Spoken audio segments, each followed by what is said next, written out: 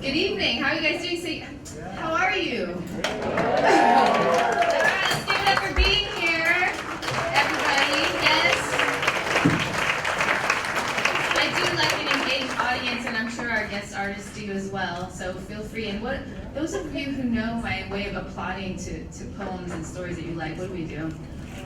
All right. Okay, my work is done. Okay. So my name is Amy Suzara. I am so honored to be the course coordinator for the social action writing, personal to political, our words at work class. And where are you guys in here who are in the class? And I'm also a lecturer here in the humanities and human communications program. All right, we got some representatives. Creative writing and social action. Where are you at? I see Deb Busman. Okay, I'm calling everyone out now. Okay. And I know, so we have some people looking for each other. So this is going to be a really wonderful reading. I love seeing the upward. Where's Upward Bound in the Without you, we would have no audience. So no, that's not true. But you guys are very much welcome. We're so happy to have you. This is really what it's about, what this course is about, what our artists that are going to be introducing in a moment are about, the passing along, the passing the baton, the torch. So we're very happy to see you, and I hope you guys enjoy it. I know you will. Just to say a couple words, in case I didn't say, this is CSU Summer Arts Program. And we are, there's a lot of great events. I'll say, you know, those of you, the young students as well, everybody in the room, on Monday is the next public performance, 7 p.m. will be in the World Theater, and it's going to be Kwame Dawes and Sharon Bridgeforth. And I'm happy to introduce them and be with them as well. And it will be poetry and performance, and it'll be a great event. So you guys are welcome to come to that. Also, the next public performance with CSU Summer Arts is next Wednesday. If you're interested in dance, anyone interested in dance? You guys heard of Alvin Ailey Theater, Dance Theater? So there's a Sylvia Waters will be doing a performance, and then student culmination. So the people who are in the room will be, the ones who raise their hands in my class will be performing and reading here as well in the space. You guys are so excited to do this, to share the amazing work they've been working on this past 2 weeks. Just a little business, which is typical stuff. Please turn off your cell phones. I know some of you guys ought to do that. Bathrooms, as you know, are in the back, towards the left. And the right? Or just the left? Okay. And just to give you a heads up of the structure of the event, we'll just have the readings from the two writers, Evelina Galang and Luis Rodriguez, and then we will be out in the lobby around in about less than an hour, and there'll be some signing. So if you have books that you brought, or if you want to purchase books, you can go out there and get their nice little autographs, okay? Okay, are we ready to move to the introductions? All right.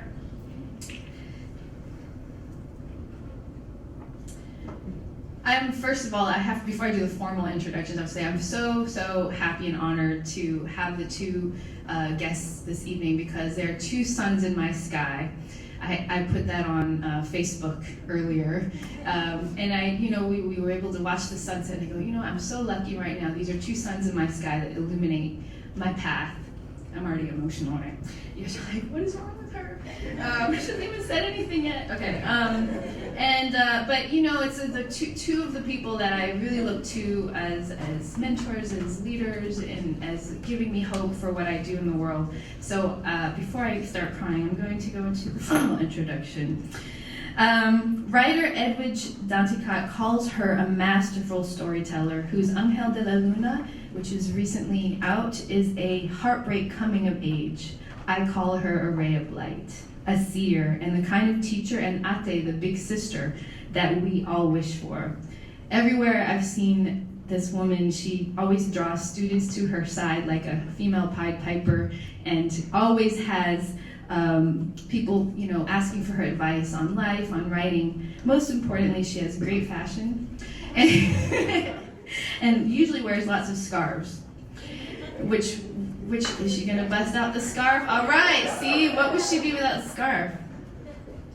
Evelina Galang has said that she writes the stories of women and girls who have been traditionally silenced. She says, I write because I can and because I have not been silenced. She is the author of Her Wild American Self, the novel One Tribe, and Angel de la Luna, and the Fifth Glorious Mystery. She has edited the anthology Screaming Monkeys, Critiques of Asian American Images. She's currently writing Lola's House, Women Living with War, Stories of Surviving Filipina World War II Comfort Women, and is at work on a novel, Beautiful Sorrow, Beautiful Sky. Galang teaches in and directs a creative writing program at the University of Miami, is core faculty for VONA, Voices of Our Nation's Arts Foundation, which I am an alumni, and has been named one of the 100 most influential Filipinas in the United States by the Filipina Women's Network. I'm very happy to bring to the podium Evelina Galang.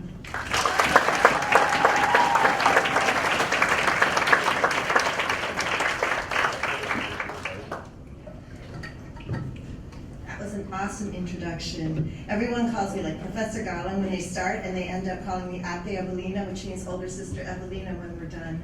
So that, for me, is one of the most gratifying and wonderful things about being a teacher and a writer, is that you make these connections with your students and with your readers, and that is exactly what we do. We pass the baton. So thank you, Amy.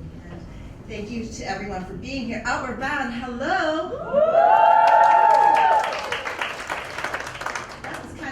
Outward Bound, hello.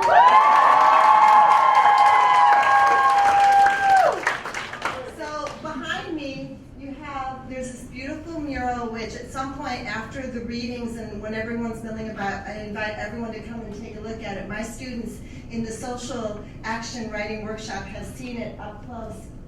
I have been working with surviving Filipina comfort women of World War II since about 1997, 98. That's when I started my research. And for those of you who don't know who the comfort women are, during World War II, the Japanese Imperial Army went and kidnapped over 200,000 women and girls all over the world and placed them into military sexual slave camps for their pleasure, for their comfort. They called them comfort women. And these young women, these young girls who were as young as 8 years old and as old as 42 years old, would do manual labor during the day, and then were raped and sexually and emotionally and physically abused several times in any given day. So their legacy was silent. They were silent for 50 years, and then after 50 years, the Korean comfort women and their advocates came forward, and they started speaking loudly and naming their stories, which is a really important conversation that we've been having in our workshop, naming your origin stories and the stories that get you to do the things that you're doing now, get you to be the person that you are today. So these comfort women came forward and they started to give their testimonies, and in doing so, it gave many of the workers and feminist groups in the Philippines an opportunity to organize and to invite the women to come forward. And when one of the women came forward, Lola means grandma in Tagalog, Rosa Maria Henson, when she came forward and she gave her story to the this radio station, all these other women started to hear their stories. And what happened? When they started to hear the stories and when they knew it was safe to come forward, they started to come forward. So here is the testimony of one of the women. Some of these girls were taken before they were able to finish sixth grade, and so they couldn't write.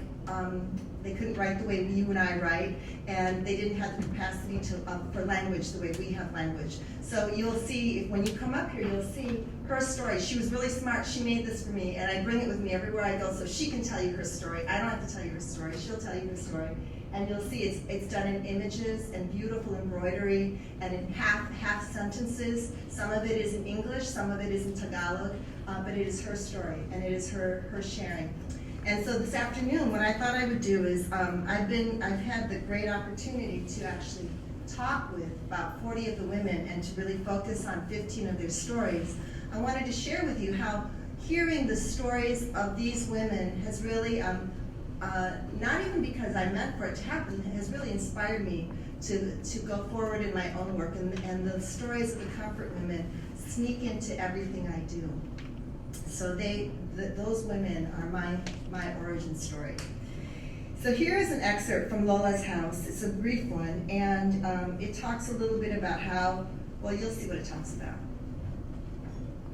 Lola Priscilla Bartolnico, born January 6, 1926, abducted by the Japanese Imperial Army, 1943, Tamburanga, Burawan, Leyte. Today is Drama Day.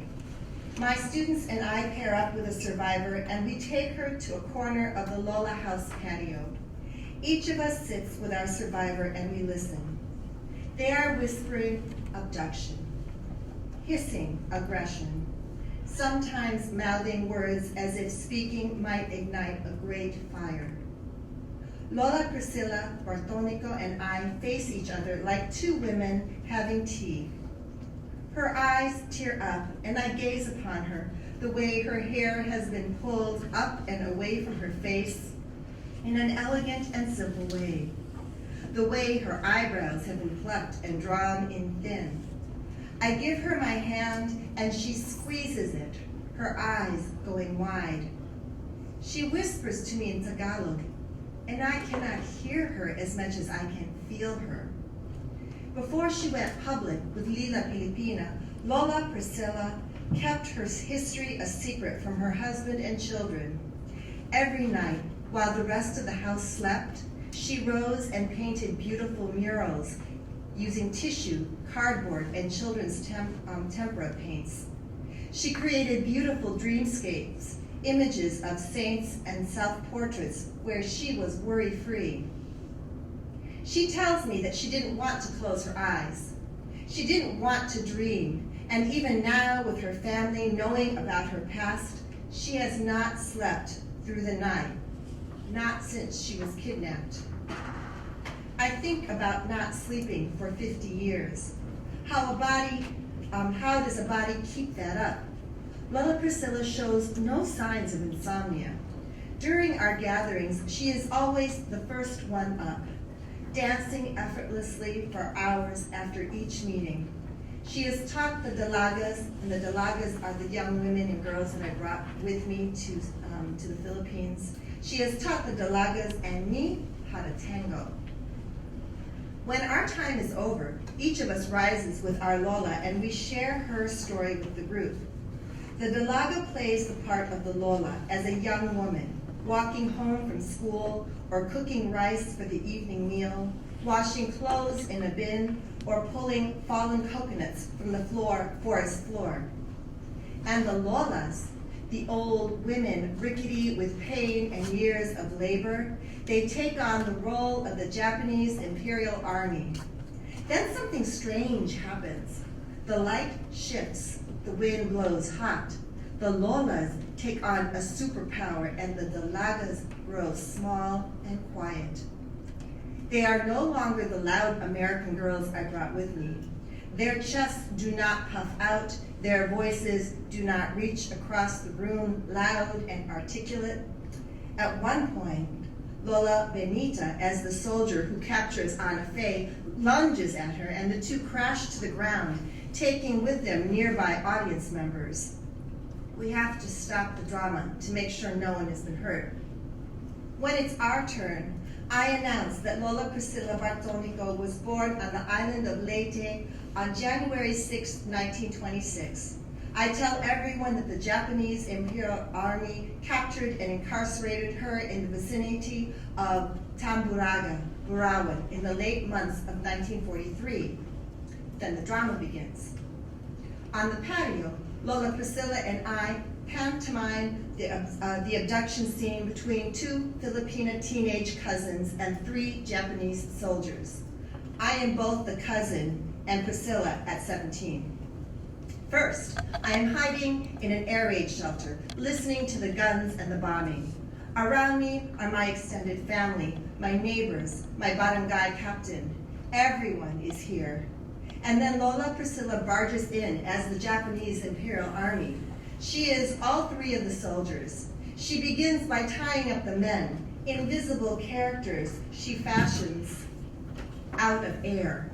She moves to the women, also thin as air, and as she goes to grab them, she suddenly spies me under the table. We are girls. We are small. We are scared, and she drags me, the cousin, out into the open, and she begins to push me and knock me down. I shout back. I kick. I scream. I cannot believe she has the audacity of these little yellow men. The soldiers push me to the ground and we wrestle. I do not give up. I kick and I bite and I scratch their faces. Two of them hold me down and then take turns raping me. Next to me, Priscilla, the 17-year-old, is crying, though in my suffering I do not notice. And after raping me, the 3 Japanese soldiers kill me for resisting them. There is a break in the drama and I say in English, "Now I am Lola Priscilla." I rise again. I am staring at the spot where my cousin lies with her eyes wide open and her dress torn to shreds. I can feel the heat from her body leaving. I want to touch her, but dare not move. Instead, I shake and my skin aches. I close my eyes, hoping the soldiers do not see me. The soldier grabs me and throws me down, and I am wondering where my younger cousin's going now. I am thinking her spirit is still hovering over me, whispering to me, warning me to stay quiet, stay living. Let them do what they will. And I let go the fight. I release the tension in my body. I let the Japanese Imperial Army straddle me. I let them push me down. I let them enter me over and over again.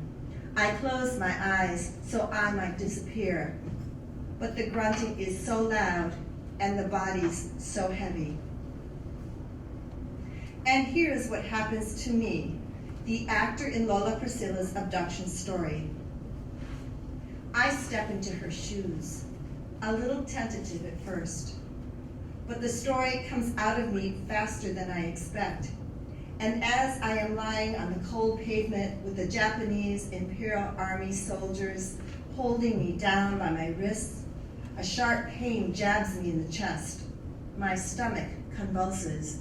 My body wants to push them off me, but I know that if I do, I will die. And when I hear the grunting in my ears, the foreign words falling down on me like spit, I cry. I really cry.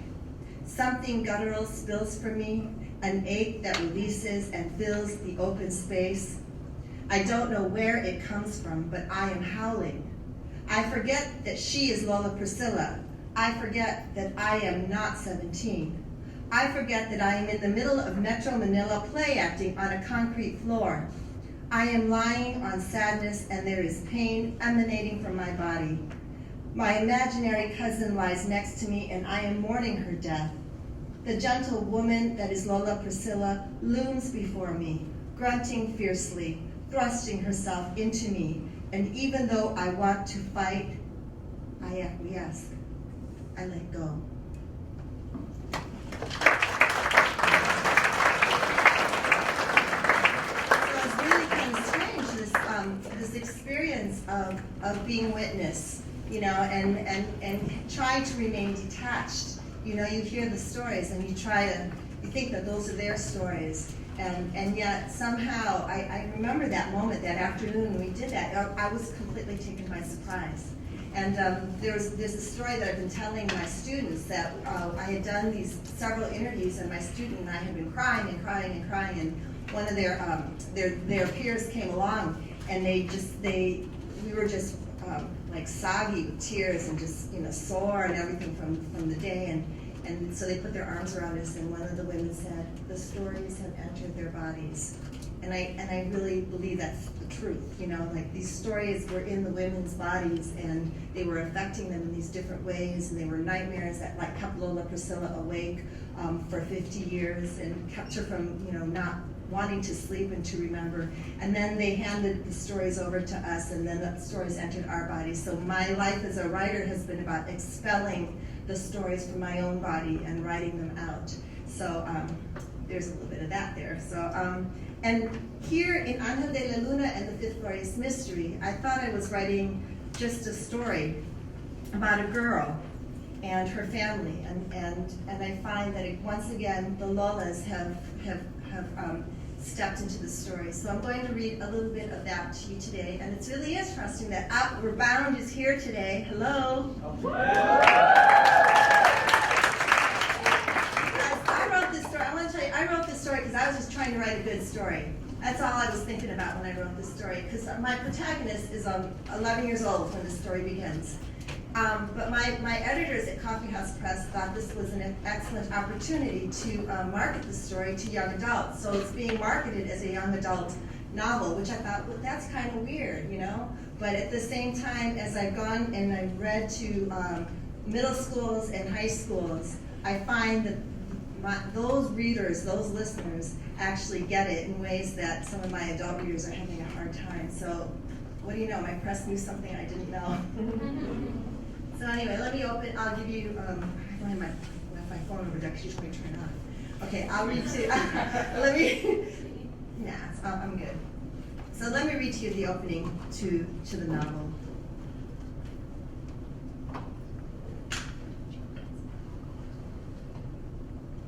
The day my father Ernesto de la Luna disappeared, he gave me 1,000 pesos. I'll be home in 3 days, Papa said, counting the money, but just in case, take care of your Inay, Angel. It's been 2 weeks. My mother is out of her mind. This morning, St. Magdalena's school bus pulls up to our house. The roosters crow and traffic gathers beyond Mabini Street, everyone fighting for space. Drivers honk horns, long bellows sing from diesel trucks. An old vendor rolls his heavy cart up the hill and caws, "Mais! Mais!" The lamps along Mabini shut down one by one. We climb aboard the empty bus. My grandmother Lola Annie, my little sister Lila, and our Inay. I lift 2 plastic supot of chicken and rice and put them on an empty seat. The driver loads our maletas into the back of the bus. We're not sure how long we'll be gone. A day, a week, maybe a month. The bus is so big and white, and we are tiny in its space, sitting away from one another, each gazing out a different window. As the bus eases onto Mabini, Lola Annie makes the sign of the cross. We pray for safe travel. We pray for good health. We pray for Mother Superior for loaning us this bus. We pray for Papa. We bless ourselves and our family, and we bless the drivers who will be traveling on these roads. My family's voice comes together. It is the only sound I hear beyond the chugging engine. Angel, my mother says, text your Papa again. Tell him we're coming now. But Inay, don't answer back. Just text him, huh? I look to Lola Annie. She turns away from me, arranging herself in her seat. Opo, I answer, pulling out my phone. Good girl, Inay says. Tell him, alis na tayo. The bus idles at a stoplight, like it's waiting for me to text my father. My thumbs tap the keys, swift like drumsticks on a snare. All the while I stare at the back of Inay's head, the way it bobs like a blossom on a vine, gingerly holding on, as if the wind will blow her petals out the bus window. I feel the blood spinning in my belly, threatening to spoil my breakfast. 2 thumbs hit send. A beep sounds. Inay sighs. That's my good girl. When the light goes green, we shoot down narrow streets, weaving our way to the superhighway. Though it's early, before long we're stuck in traffic, idling behind a Carabao-driven cart. A mountain of hemp baskets, bags, hats, and mats piled onto the cart obscures our view. A vendor perched on the top waves the heat away. His cart is surrounded by odd-plated vehicles, by the smog of diesel fuel. Slowly the sun tries to burn the vast Manila haze hovering over us. If Papang were here, we'd be riding in his van. He knows how to drive on 7,000 islands, knows all the long and shortcuts. He goes ikot in the traffic as if the car is his dancing partner. He says even if it takes him longer to get there, it's better to keep the car moving. It makes the customers think they're getting somewhere rather than sitting still in traffic. His clients come from all over the world. Americans are the loudest, he says. They talk nonstop about nothing. He pretends he can't speak English sometimes, so they won't talk to him. But then they just talk louder. Like yelling will give meaning to their noise. Papang pretends to care. He nods his head and gets them places without a fuss. Driving is what Papang does for a living, but really he's a musician.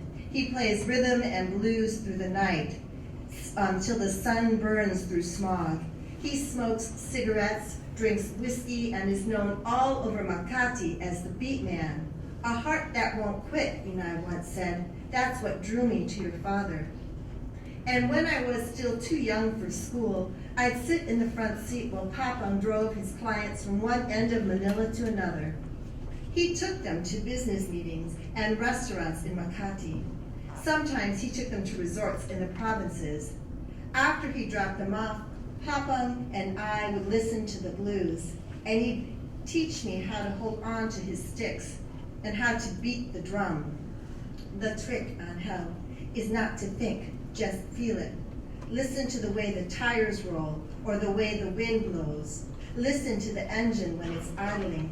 You can hear the traffic breathing if you are very still.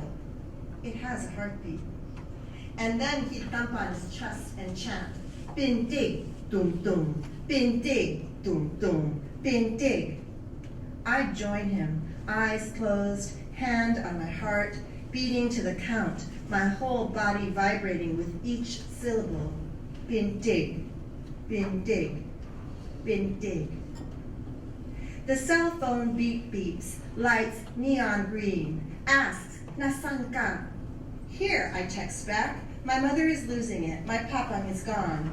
Yeah, pero nasan ka? Karina asks me again. Sometimes she irritates me, and it doesn't matter if we're best friends. She is slow. On Mother Mary's school bus, going to the province to find my papang. Must be nice, Karina writes me, related to Mother Mary Superior. And when I don't answer her, the phone beep beeps again. Hope you find your papang. Me too. I prop the window open and dust from the road drifts in along with traffic horns and motors rumbling. Beyond the glass, the palenque sprawls with bright bushels of kangkong, green leafy spinach and pechay. I see mangoes and bundles of lychee red as rubies. Before St. Magdalena's, we used to walk through the palenque to get to class. Holding Lila's hand, I guide her past the hot reds and greens of the vegetables and past the fish packed in ice. We knew everyone in the stands. Sometimes we'd get treats on our way to school. The year Papang made tons of money, driving foreign clients around Manila, we stopped going to public school. We stopped sitting in crowded classrooms with boring teachers. We stopped working after school. We stopped walking all over Manila. Instead, we attended St. Magdalena's School of Holy Angels, where the nuns take their girls to the Cordillera Mountains on field trips to get closer to God. Papang drove us to school. We ate our lunches in the courtyard gardens. Afterwards, we'd stroll arm in arm with our batchmates, exchanging stories of aswans, fairies, and other spirits. The bus races down a boulevard. The sky lightens to gray. Behind the cityscape, an orange-red fights its way past the oppressive haze, colors the sky. At a stoplight, a series of jeepneys with brilliant purple and orange banners rippling from the back zooms past, honking and chanting in one miraculous voice. Naku, I shout. What is it, Lila asks. What's the matter, Ate Angel? I say, didn't you see that? And when she says, what? I tell her, it was nothing. Not a flash of white, not a van going so fast it blurred before you, not our Papa zipping through the streets of Manila, his silver blue van buried deep in the pack of jeepneys heading off to some protest. I see Papa's van rushing through every stoplight, rushing past us even when traffic is still. Ano, Angel, Inay calls. Wala pang sagot ang papang mo? Of course there is no answer. What does she think? I close my eyes, hold my breath, listen to the traffic's beating heart. Pero didn't I hear your cell phone beep? Inay asks. Si Karina, I tell her. Walang sagot si Papang. Were Papang here, he'd flip that radio on, and the van would pulse with the bass of pop radio. He'd nod his head and drum the steering wheel with his fingers and reach out and tap Inay, like she was the snare of his drums. She'd roll her eyes, but secretly she'd love it. And in the end, the four of us would be stuck there in traffic, dancing in our seats, being our own rock band. But not today. Today, the ride is so quiet, I can hear Inay shiver when she sighs. I feel her sadness and think about ways I want to go to her, but I cannot. I look over at her, the way her body has wilted. She has thrown her legs on the back of the seat before her, and her arms sprawl on either side of her, sighing like a teenager. I motion for Lila to sit with Inay, but Lila says, no, Ate Angel, she wants you. You sit with her. No, she doesn't, I say. You're the baby. She wants you. When Lila refuses to go to her mother, I shift my way down the bus aisle, walking my hands across the railing overhead. Under my feet, the bus rumbles, hitting every stone and dip in the road. I fall into the seat behind her, and I lay my head on her shoulder. Inay, I say, what if Papa was in that accident? What accident? The one in the news? The crash? I say, no, can't be. Maybe he has no load. Maybe the battery has died. But Inay, it's been 2 weeks. Siguro, she tells me, those clients from Hollywood are working him too hard. Baka when he comes back, he'll have earned our passage to America. I shake my head and feel the tears rising, threatening to come out. Pero Inay, remember how 2 weeks ago you said he was with us? You said he was there in your room? What did you mean? That was a dream. But this is the truth, Anak. You'll see, he's coming home. And when he does, we'll be that much closer to America. But we're not going to America. Papa is missing, Inay. And that's when she screams at me, as if I am responsible for losing him. Her arms fly up, her face grows red, and Lola Annie has to run to the back of the bus to hold on to her, to calm her.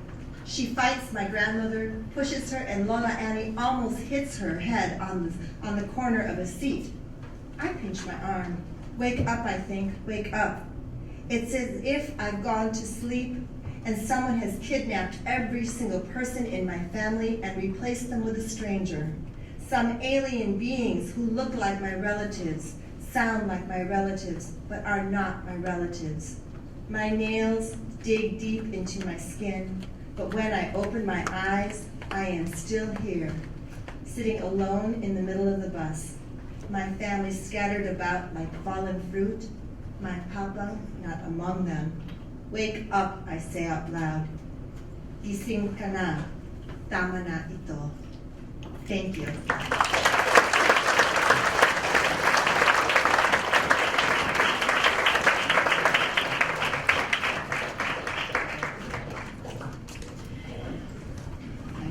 So lucky I get so many kids. Thank you so much, Evelina. That is a wonderful book. You guys can check out Angel de la Luna. So, next, journalist Luis Torres calls him the poet laureate of the barrio. Author Jimmy Santiago Baca says, he exhumes from the human experiences what we try to forget and offers it to the reader, still breathing and alive and meaningful. I call him an oracle, a seer, a creative force who, in his own words, sees further and feels deeper, showing us how healing is a revolutionary act. He is also one of the warmest people I know. Luis Javier Rodriguez is the author of the bestseller Always Running, La Vida Loca, Gang Days in LA, a vivid memoir that explores the motivation of gang life and cautions against the death and destruction that inevitably claims its participants. He is also the author of Hearts and Hands, Creating Community in Violent Times, It Calls You Back, and several collections of poetry and works of fiction. He founded Tiachucha's Cafe and Centro Cultural, a bookstore, coffee shop, art gallery, and workshop center in the San Fernando Valley of Los Angeles. And he regularly conducts workshops, readings, and talks in prisons, juvenile detention facilities, universities, and at conferences. He addresses the complex but vital issues of race, class, gender, and personal rage through dialogue, story, poetry, and art. Please give a warm applause to Luis Rodriguez.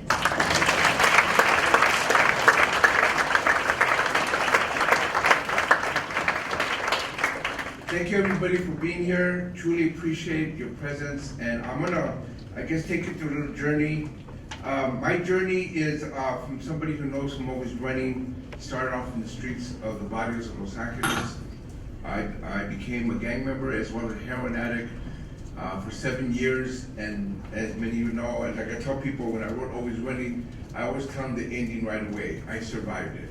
So, you know, but I think it's important to get into that part as we move forward into some other aspects of my life which have nothing to do with that world. But it's an important part of my life that will always sing with me. I'm older, much older, been through a lot more things, have kids, grandkids, and great-grandkids. But I always remember that period because it was the formation of who I am. I'm going to start with a poem that was written when I was in Murder's Row at 16 years old. And what had happened is that there was a riot in East LA. How many are from LA or East LA? There you go, there, LA. Great. And as you know, LA had more urban riots and disturbances than any other city in the country.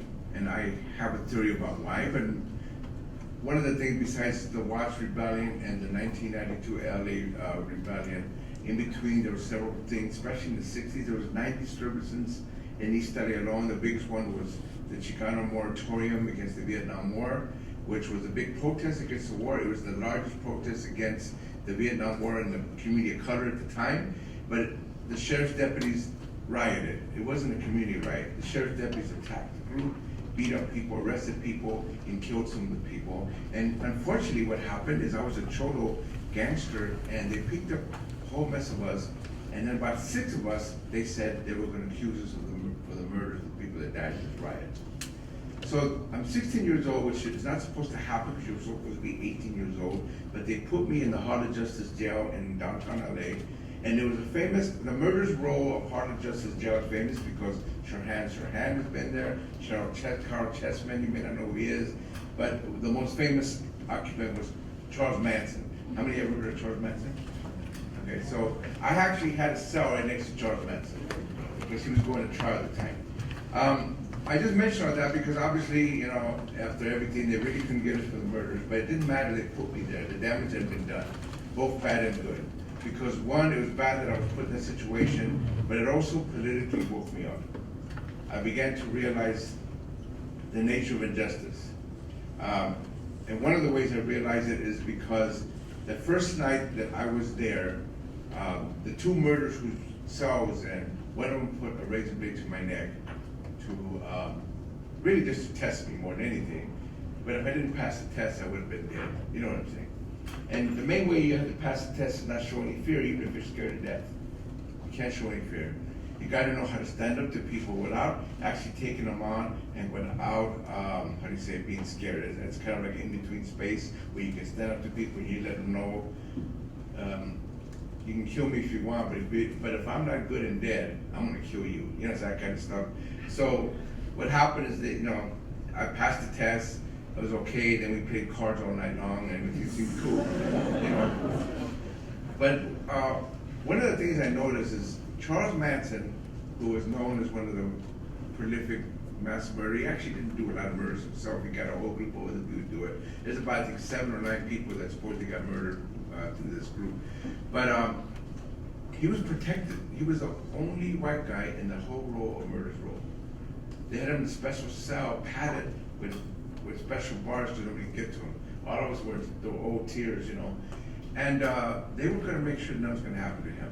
But nobody cared if I woke up with my throat cut the next morning. You know what I'm saying? I almost felt as if I was less valuable than Charles Manson. And so I began a little awakening. But one of the most important things that happened is that I'm sitting in this jail cell, nothing to do, because people think jail and prison and juvenile hall is very exciting, and it's actually quite boring. And not much to do, and some people turn to art, some people do that. I turn to writing, which is a weird thing. You know, because nobody in my neighborhood wrote, nobody had books, but I loved books, even when I was a kid, even when I was homeless in the streets, even when I was in a gang, I loved books, and so I started to write a poem. And I'm going to read you that poem, even though it will tell you that it was very badly written. I fixed it up over the years. But it's called The Calling because I thought that what that poem was trying to express, that I was being called to another life, not the life in the jail, the heroin in the street. And if I would have missed that calling, I wouldn't be here. Most people do miss their callings for whatever reason. And I'm very fortunate that somehow I matched it. So it's called The Calling. The calling came to me while I languished in my room, while I withered away my youth in jail cells and damp vital fields. It brought me to life out of captivity in a street-scarred and tattooed place I call body. Until then, I waited silently, a deafening clamor in my head, voiceless to all around, hidden from America's eyes, a brown boy without a name. I would sing into a solitary tape recorder, music never to be heard. I would write my thoughts in scrambled English. I would take photos in my mind, plan out new parks, bushy green, concrete free, new places to play and think, waiting. Then it came, the calling. It brought me out of my room. It forced me to escape night captors and street prisons. It called me to war, to be writer, to be scientist, and march with the soldiers of change. It called me from the shadows, out of the wreckage of my barrio, from among those who did not exist. I waited all of 16 years for this time, somehow unexpected. I was called.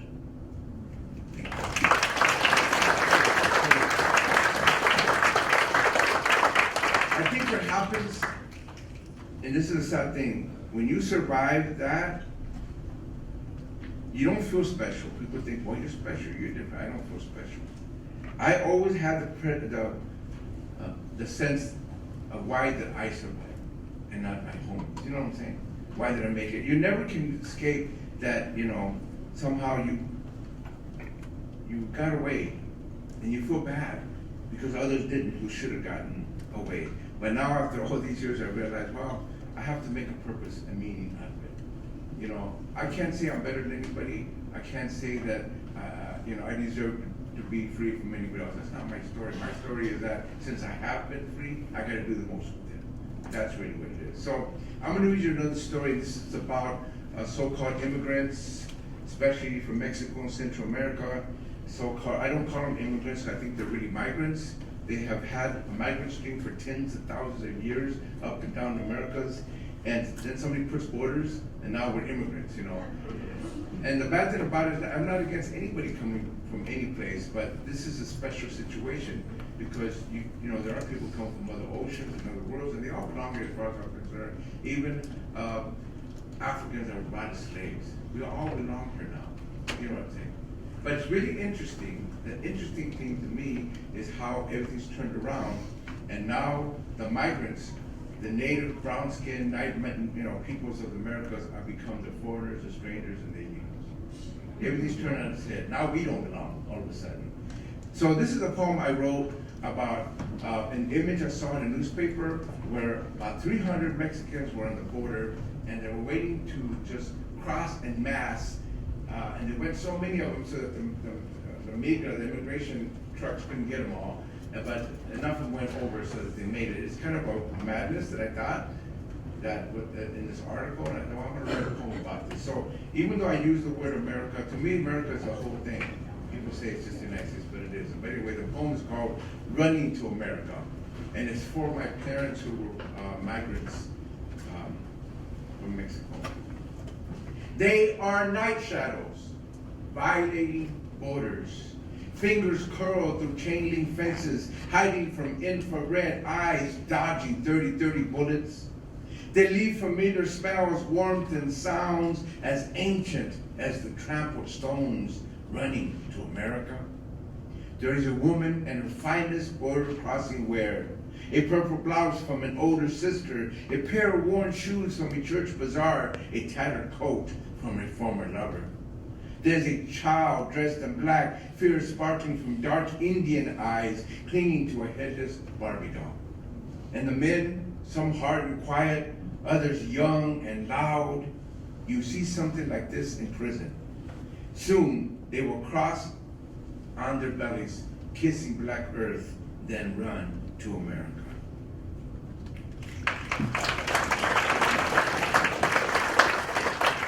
Even though I'm taking you to a journey, it's not a very clear, direct, linear journey. So I'm going to take you now to Chicago. Yay, for all the Chicago people. So I'm from LA, I'm from East LA, and even though I lived all over LA, I always claimed East LA, but actually I started in South Central LA, and now I'm in the San Fernando Valley, I'm all over the place. But for 15 years, I lived in Chicago. And it was a very formative, important, shaping part of my life. It was I have to give Chicago, I guess, credit for being the birthplace of all these books. I started getting published there, and even Always Running about LA was actually written and published in Chicago. So it's kind of interesting how that worked out. But one of the things that I got involved with was the poetry slams, poetry movement that came out of Chicago, which now is all over the country and in the world. In '93, I was in the first poetry slam tour of Europe, 6 of us, including masters like Patricia Smith and Paul Beatty and a whole kind of, really powerful poets. So I have to honor that part of my life, that I was going to the open mics, that I was going to other bars, libraries, cafes. I was spending day in and day out really pushing the poetry. And we had for a while what we called a Chicago Poetry Festival in the lake. 3,000 people would show up when we organized it. I was one of the organizers. It was just quite amazing. And Gwendolyn Brooks, if you don't know her work, you should read her work. Beautiful, amazing work she's passed on. She was a much older person. She was like a mentor to many of us. And she opened up the first poetry festival. It was really good. But I remember one thing she said to everybody, and she said it to us at various points. We need big poems. It's okay, small poems, it's okay, but we need big poems with big ideas. It was beautiful. So anyway, I'm going to read you a poem. This is kind of a little completely off base a little bit. It's about going to a poetry reading in Chicago in the bars. Now, to me, you were young, so I hope you never have to go through this. But bars became a place to go because they would allow it. They wanted people to come in. And then if you ever read poetry at a bar, you're going to realize it's not quite the same kind of audience. They're drinking, they're loud, you're trying to read an intimate poem, and they're like yelling and laughing, and so it's quite rough, But one thing is, and you have to learn after a while. Chicago poets got used to it. It's part of what they did. Nobody complained. But anyway, what happened though is I would go in there, and you're sitting there and you're drinking, you're hearing the poets. And of course, the more you drink, the poets sound even better every time. But sometimes what happens, most of the time, and this is just the reality of it, most poets aren't really that good. It's no big deal. It's great that they're expressing themselves, but they weren't really that good. But then every once in a while, you have a poet come along that really wakes you up. A poet that just knocks you off your feet. And one of those was Patricia Smith, because we came in together in the poetry slam scene. I kind of let it go. She became like the poetry slam queen of the world. She killed everybody. She killed all the competition, and she was quite amazing. So I will tell you about this. This is a poem about first hearing her read poetry, and it's called "Don't Read That Poem." She rises from a chair and slides toward the stage with satin feet over a worn wood floor. She bears down on the microphone like a blues singer about to reveal some secrets, a fever of poems in her hand. She seizes the mic and begins her seduction. I'm in the back of the bar, my head down. The things she does to me with words. I want to leave. I want her never to begin. She starts with a poem about daddy love, and I feel like getting up right there and yelling, don't read that poem. The one that causes little bursts of screams inside my head, that makes tears come to my eyes that I refuse to let fall. Don't read that poem, the one about a daughter raped and killed in the shadow of a second's dark fury. I want to hide in the neon glare above me, to swim in the glass of beer I hold close to me. She does another poem about her many mouths, and I want to howl. Don't read that poem, the one that entices me to crawl under her skin, to be her heartbeat. Oh, how she plucks the right notes, rendered me as clay in bruised hands. No, don't do the one about what it is to be a 9-year-old black girl, the truth of it trembling at my feet. Somebody should make her stop. I should be home watching TV, black-eyed behind stale headlines, cold popcorn on the couch, a dusty turntable going round and round and round. I should be fixing a car or shooting a ball, but I can't leave. I need to taste the salt of her soliloquy, to be drunk with the sobriety of her verse quaking beneath my eyelids.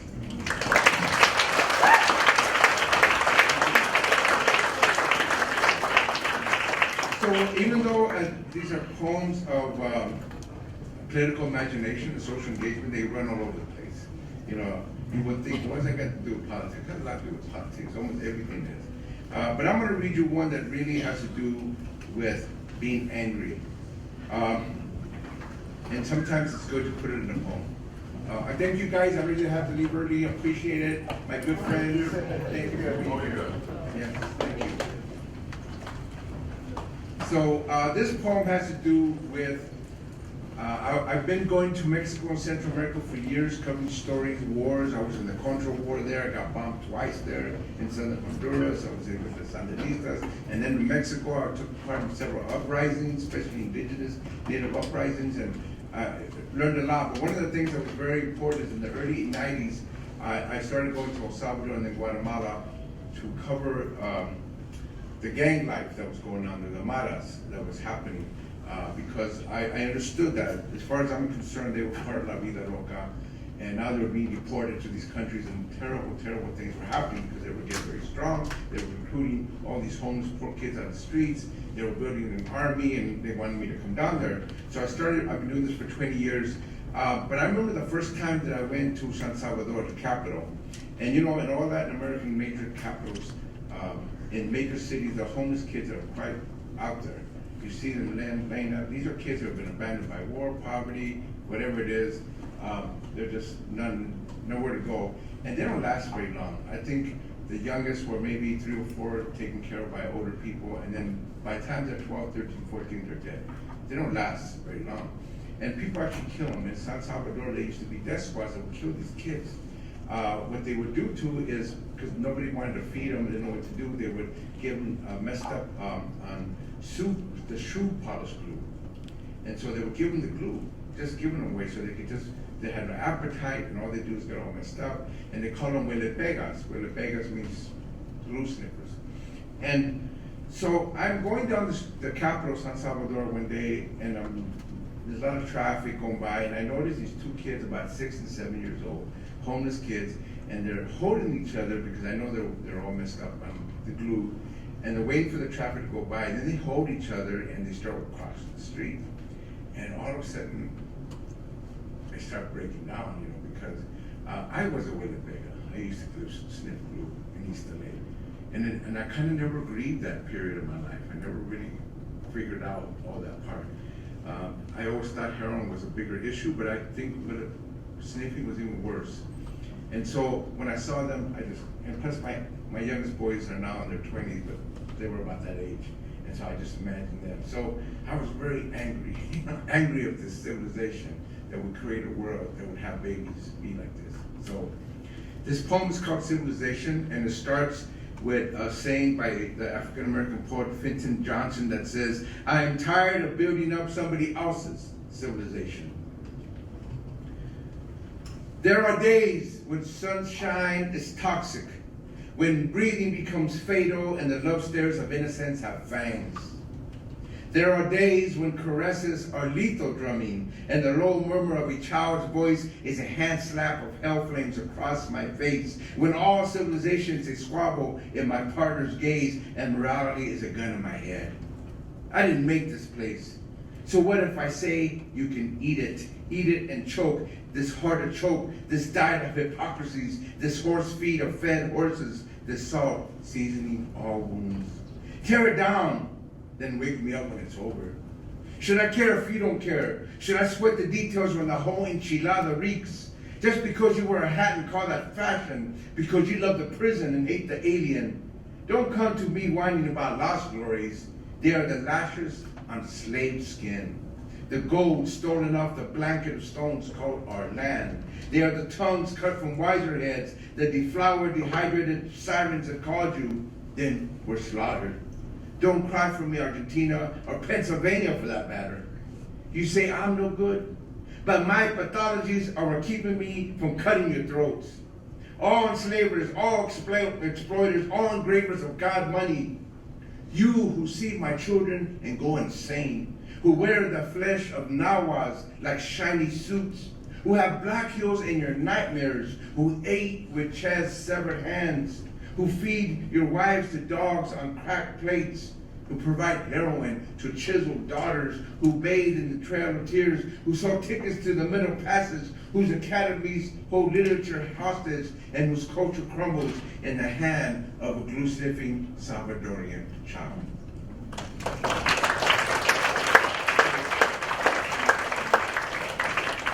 I want to end with two poems, and more on the lighter side. Sometimes you need that. And so I'm going to read you a poem, kind of lighter and not, it's the first time I ever read poetry. And I was actually on heroin at the time. I was 18 years old. I didn't realize that in a year or two I would be leaving heroin forever. And I didn't know it then. But part of it, I think, was this incident. And what it was is I had written these little vignettes, and somebody had retyped it because they were really bad type. They used to type like this in an old underwood typewriter. You guys don't know what I'm talking about. You know, that must be like a caveman days or something.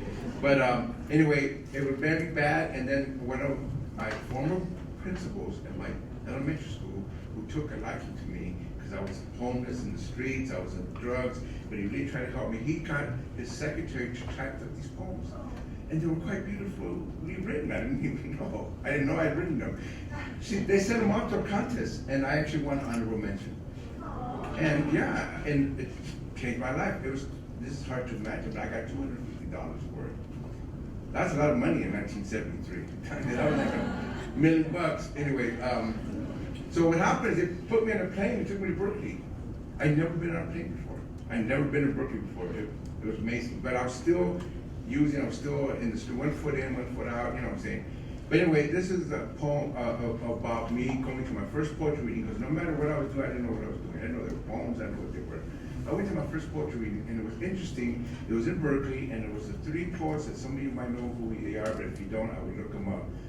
First one was Jose Montoya, who we consider the godfather of Chicano poetry, and he just recently passed. Amazing, beautiful, powerful person. The next one was David Henderson, who was an African-American performance poet, powerful at the time. And the third one was the Puerto Rican poet Pedro Pietri, who also passed. Amazing. I feel really bad because they were just men. Should have been some women in there. But these were the 3 men that ended up meeting that day. So I'm going to read you the poem. It's called Fevered Shapes. I wallowed in a needle-spawned world, addicted to dope and the crazy life, and yet there I was in Berkeley for my first poetry reading. I was 18 with a bullet, as they say. Earlier, I had flown on a plane for the first time.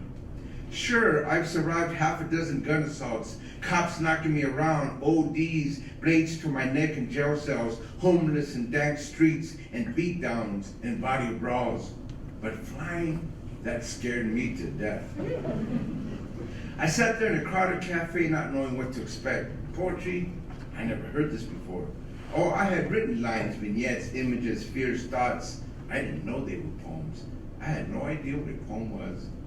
First up on the mic was Jose Montoya, with Chicano prayers of old pachucos and strained loves and guitar solos and Indian hands in cornflower. Then David Henderson took the stage, gleaning urban black streets, racist stares, Black Panther fury, and Southern cooking. Finally, Pedro Piazza came up, Neo-Rican wordmaster, flashing Evarios' experiences with poems located in phone booths and real-life wisdom that made us laugh and shake our heads. I had never heard words spoken this way. More music than talk, more fevered shapes than sentences, more Che and Malcolm than Shakespeare. These poems came from me, lacered my throat, demanded my life savings, take me for a sunset ride. These poems were graffiti scrawls along the alleys and trash-strewn tunnels of my body, the metamorphic methadone for the heroin hurling through my bloodstream, the lifeline I already had inside and didn't know. These poems were pool sticks, darkened gangways, a swirl of sunrise after the graveyard shift, a blood black yelling behind torn curtains, a child screaming and nobody coming to help. These poems were shadowed and tense, startled doubt, sorrows without grief, the moon without sky, unknown melodies, the falling inside that happens when you push razor onto wrist. They came from me as I sank into my suicide, while fidgeting in a chair, inching under the skin, as I wondered why I even came. Jose, David, and Pedro, I was never the same after this. They came from me and I've never let go. They came from me and I've perspired poems ever since. They came from me and all my addictions, my sorry-ass lies, my falling masks, my pissed-off wives, neglected children, angry friends, and back-to-back failures could never, ever take them away.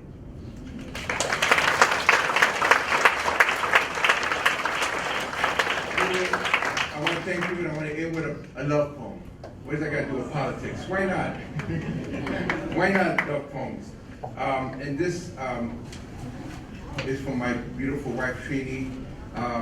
And just to prepare a little bit, when you're an addicted, raging person, as I have been, part of my response to having gone up in the streets, even when I let go of the heroin, let go of the gang life, no more jail, I still carry the rage and addictions. It took many forms, but most of it ended up being alcoholism, not drugs anymore. I drank for 20 years after 7 years of being on heavy drugs.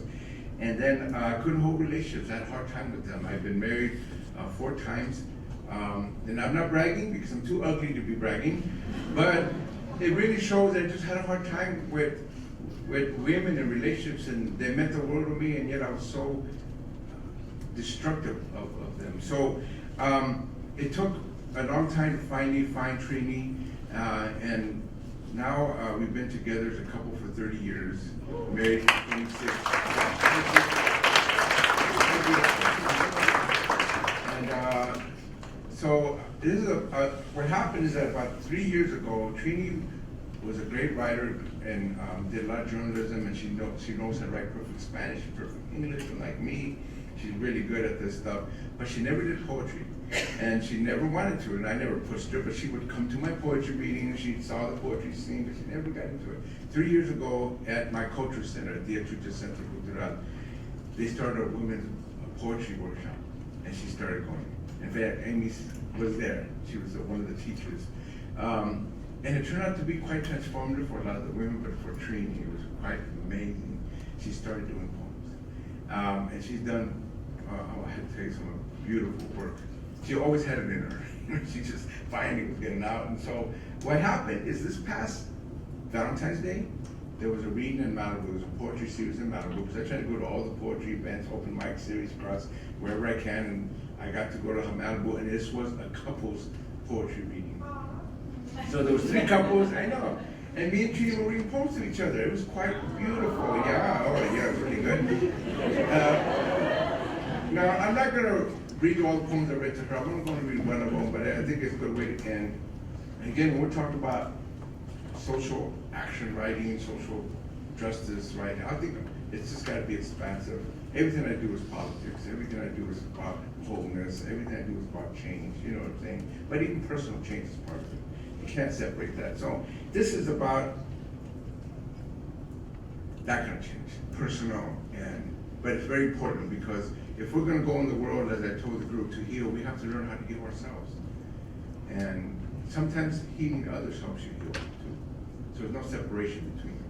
But it's very important to find your own healing path and help others find theirs. This is a world that's deeply wounded. And it's wounded from the personal all the way up to the big political things. And we need to bring the medicine, the great thoughts, the beautiful words, the beautiful poetry into that world. So I want to thank you for listening. I'm going to end with this poem, and it's called This Love. This love is not what you think love is. This love is not to be messed with, misunderstood, or underestimated. This love is not a stairway or a feather or a lingering doubt. This love is oatmeal breakfast, walks with our dog, holding hands in the mall, kissing every time as if it were our first, opening the doors to our visiting sons. They're older now, so they're visiting now with us. This love is her laughing at my unfunny jest and me floored by her clever ones.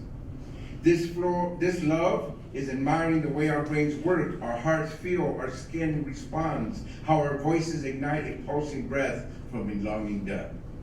This love is respect squared, dignity shared, a steel railing over rustic steps, a dry alcove when it rains. It's an internal locomotive of caring. What rustling a tranquil breeze unleashes, the way a sunbeam flickers on a rushing stream. This love is afternoon raspados, whispers in the park, Ferris wheel rides, a stroll in the darkened museum. It's a mad joy screaming binge, intoxicated with auras of faces when we're not there, and how teardrops will rip open the heart's flesh when we are. This love cannot be cauterized, hung out to dry, or pushed off the road. It's not a bookmark, a clock without hands, or the white of your eyes. What you think this love is, it's probably not. Thank you all.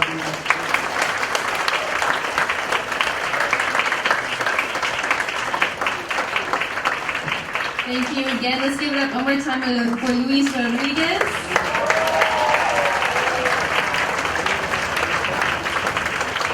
And one more time for Evelina Galang.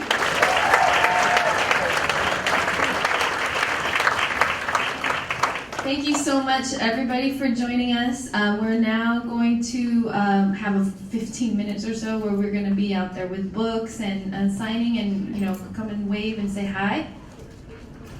What happened? Oh, and look at this wonderful tapestry. If you want to come up here, and thank you so much. Hopefully, we'll see you in the next events.